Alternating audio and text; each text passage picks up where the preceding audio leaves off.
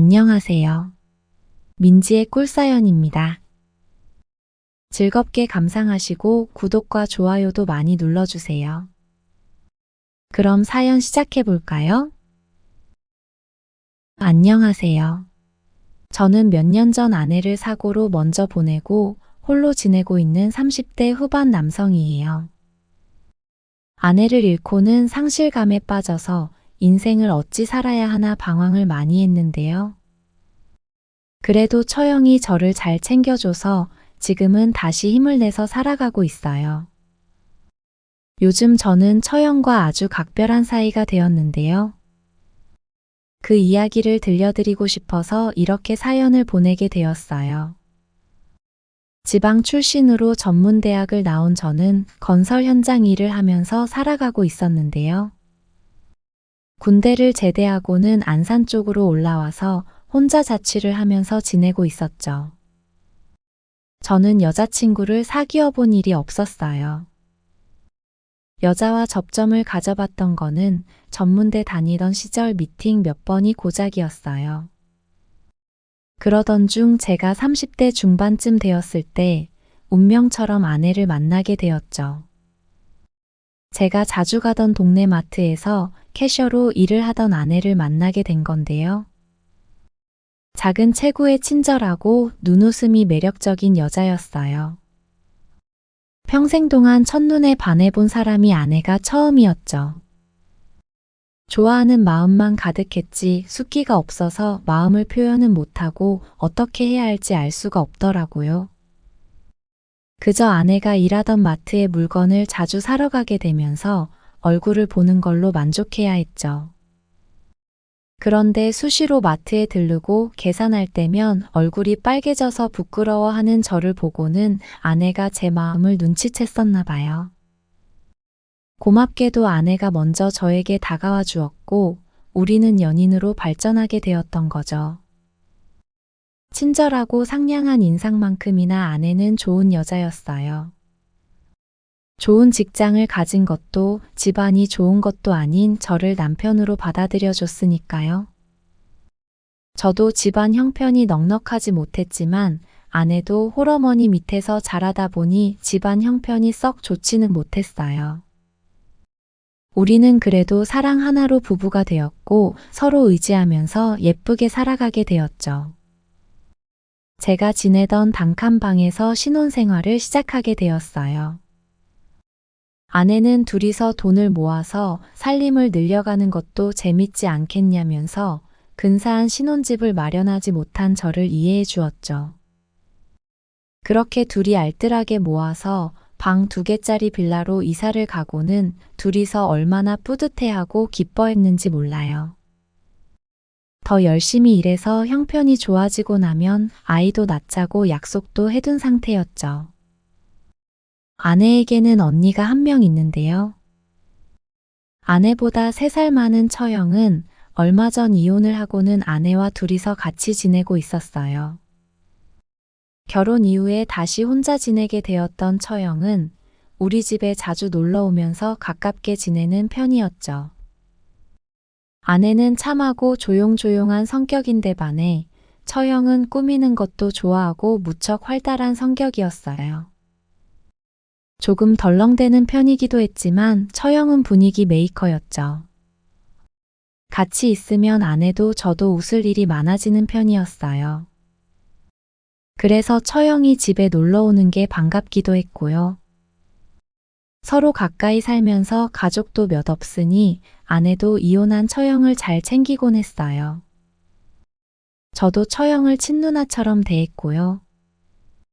처형은 늘 제 등짝을 어루만지면서 제부처럼 등짝 넓은 남자를 만나서 다시 시집가야 할 텐데 하면서 짓궂은 농담을 던지기도 했죠. 그럴 때면 아내는 제 등짝은 자기 거라면서 꿈깨라고 했고요. 그렇게 우리 셋은 정말 행복한 시간들을 보내고 있었어요. 그러다가 어느 날인가 하늘이 무너지는 듯한 소식을 듣게 되었죠. 제가 건설 현장에서 일하고 있는데 처형에게서 전화가 왔더라고요. 아내가 병원에 있으니 빨리 오라고요. 횡단보도를 건너다가 교통사고를 당했다고 했어요. 저는 당장 병원으로 달려갔는데 아내는 결국 저에게 마지막 인사도 남기지 못하고 떠나게 되었죠. 그 후로 저는 당분간 아무것도 제대로 할 수가 없었어요. 제 인생에서 아내로 인해서 정말 분에 넘칠 만큼 행복한 시간들을 보내고 있었는데 그런 아내가 한순간에 제 곁을 떠났다는 것이 믿기지를 않더라고요. 그 후로 처형이 집에 자주 들러서 식사랑 집안일을 봐주기 시작했어요. 처형을 보고 있자면 아내 생각이 더욱 나서 눈물이 마르지를 않더라고요. 그런 저를 보고 처형은 산 사람은 살아야 하지 않겠냐면서 저를 위로해 주었죠. 정말 처형이 아니었으면 견디기가 더 힘들었을 거예요. 처형의 슬픔도 말로 설명할 수 있는 게 아니었겠죠. 밥상을 차려놓고 마주 앉아서는 둘이 하염없이 눈물만 한참 흘린 일도 많았죠. 그래도 정말 산 사람은 사라지나 봐요. 슬픔이 가시지는 않았지만 시간이 조금씩 지나면서 어떻게든 살아내야겠다는 생각이 들었죠. 저도 무척 슬펐지만 같은 슬픔을 견뎌내고 있는 처형도 눈에 들어오더라고요. 처형은 또 얼마나 마음이 아플까 하는 생각이 들었고 처형에게라도 잘 해주고 싶은 생각이 들었어요. 안 그래도 되는데 굳이 집에 와서 제 식사도 챙겨주고 집안일도 도와주는 처형에게 고마운 생각도 들었고요. 그래서 저는 처형과 많은 시간을 보내게 되었어요. 퇴근하고 집에 돌아가는 길에 처형에게 전화해서 외식을 하자고 하기도 했고요. 주말에 집에만 있으면 더 우울하니 같이 바람이라도 쏘이러 가자고 하기도 했죠. 그렇게 같은 아픔을 위로하고 의지하다 보니 처형과 더 가까워지고 정도 많이 들게 되었어요.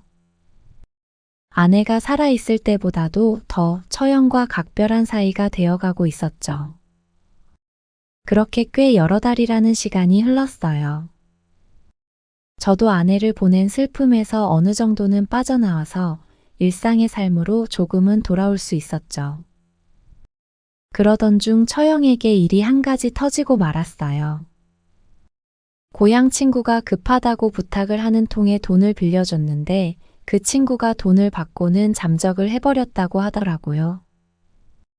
혼자 사는 여자가 무슨 여윳돈이 있었겠어요.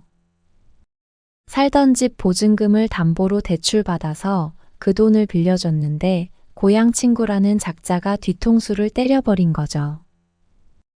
처형은 꼼짝없이 그 대출금을 갚아나가야 할 형편이었죠. 발만 동동 구르면서 난처해하는 처형을 보니 어떻게든 도와야겠다는 생각이 들었어요. 저는 많은 생각을 하다가 처형에게 그 집을 빼고 당분간 저희 집에 와서 지내라고 했어요. 한 달 벌어서 한 달 먹고 사는 형편인데 담보 대출금까지 갚고 있을 형편이 아닌 듯 했거든요. 어차피 저희 집도 방이 2개니 방 1개는 비어있는 상태였고요. 그렇게 처형과의 한집살이가 시작되었어요. 인생의 가장 힘든 순간을 같이 견뎌준 사람인데 그 정도는 충분히 해줄 수 있는 일이었죠.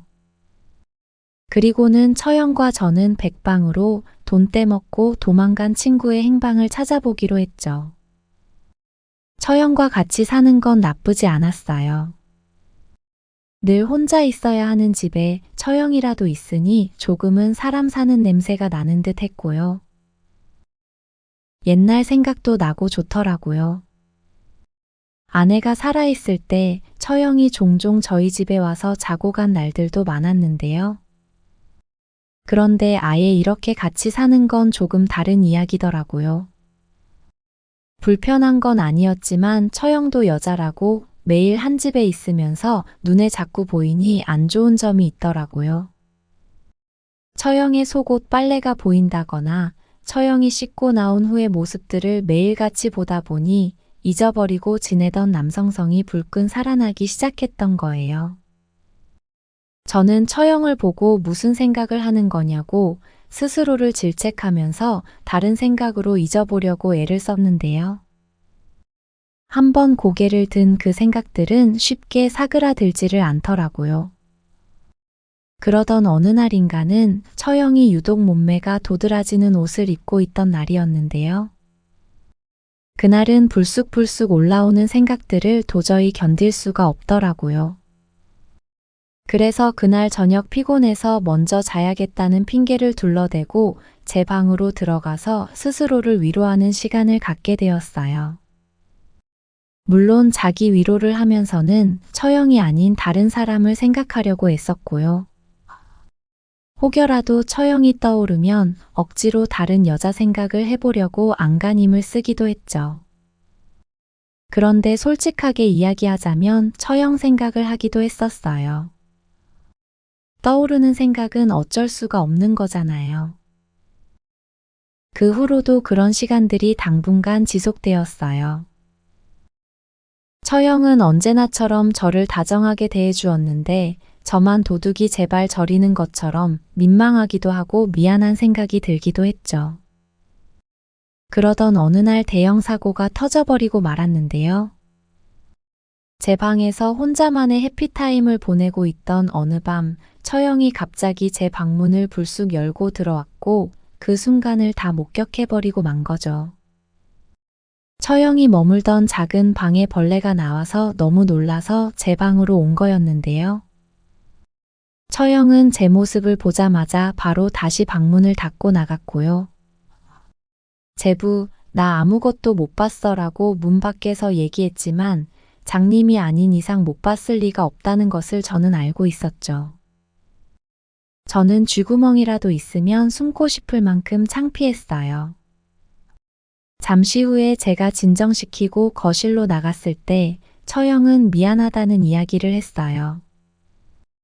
그러면서 남자들 그러는 거 자기는 다 이해할 수 있으니 너무 신경 쓰지 말라고 하더라고요. 아내를 먼저 보내고 얼마나 혼자 외롭겠냐면서 다 건강하다는 신호이니 좋은 거다. 그러니 민망해하지 말라고 하면서 어색한 분위기를 풀어보려고 노력하더라고요. 그러면서 자기도 남편이랑 이혼하고 오랫동안 혼자 지내면서 쌓이는 걸 풀 곳이 없어서 제 심정을 다 이해한다고 했죠. 그런 솔직한 이야기들을 주고받다 보니 부끄럽고 창피한 마음은 어느새 조금은 사그라들게 되었고요.